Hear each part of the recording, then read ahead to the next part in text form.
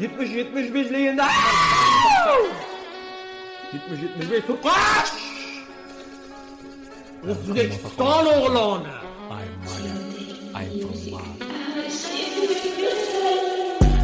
Salam mənə adım Ağabeyik, yürüydülər ülkələrim köçələdim Ağadin. Kriz məni görməyin durub yamalıydı, görürsək atadı ayakını Jordan Logodin. Köp çekip uça vermə asmana, kaysız kanış yıldız koydu boynundaki tasmana.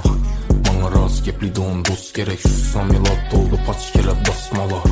İşlerini yürütemiz Nokia'da bir günüye baramana pa Tony Montana din. Gece oklamin işledim oyladım, ispatlaşım gerek verişine pul yak kanam.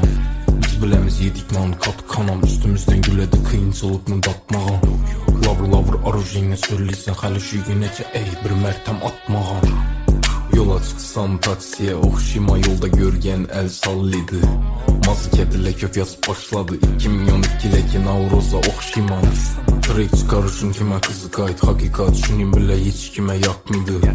Bola özü bomin duru flex ocak bakırsan trekin kuruğundan artmıydı. Çıktın köçe yanımda coram, ötdik köpürünü vanı banına.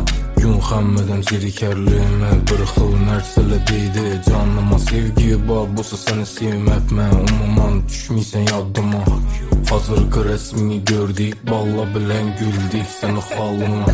Maksatlarım məni kəttədən kəttə, mən nə dərddə, mən bulam nə dərddə. Qiz gəlişdirişəm bir türlü işdən, işə gir gəllə çıxmadı işdən. Buratla fermer oxşıydı Pabloğa, mən inni arıq, karnı kəttələ. Üzüm bilməyən düşmanlarımı gördüm, yazıbdılar kara dəftərə.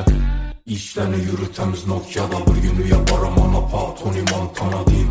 Gece oklamin işledim oyladım, ispatlaşım gerek verişine pul yak kana.